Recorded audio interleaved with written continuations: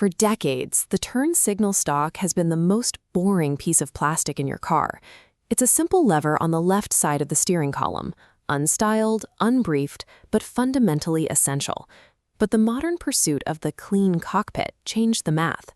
Interior designers began prioritizing uninterrupted, minimalist slabs over physical levers, viewing anything protruding from the column as aesthetic clutter.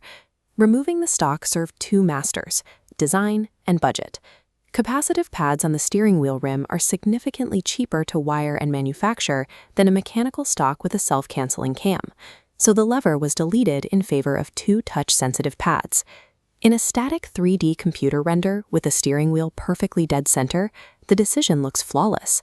The lines are clean, and the cabin feels like a high-end gallery. The trouble is that nobody indicates with the wheel dead center. By designing a safety interface for a frozen beauty render, the manufacturers ignored the kinetic reality of how a driver actually navigates space. Imagine approaching a complex intersection at night. Your attention is on the road, hands busy, preparing to make your move. This is where the biomechanics of steering matter. You often need to indicate while actively navigating a turn. When the wheel cranks 90 degrees, the indicate left pad rotates, swinging away from your thumb.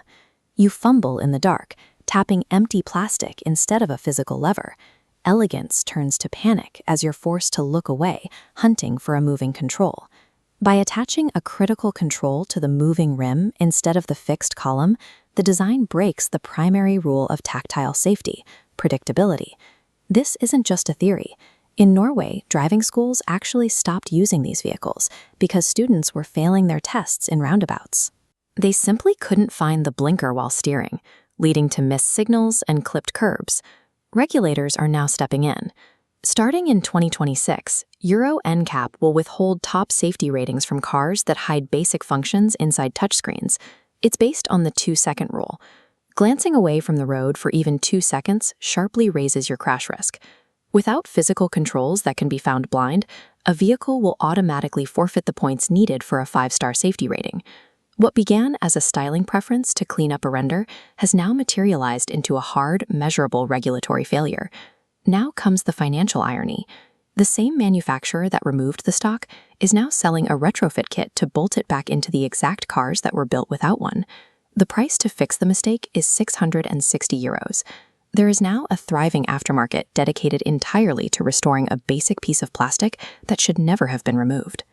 This happened because the 4 key perspectives, design, cost, the driver, and the regulator, only ever looked at the same static image.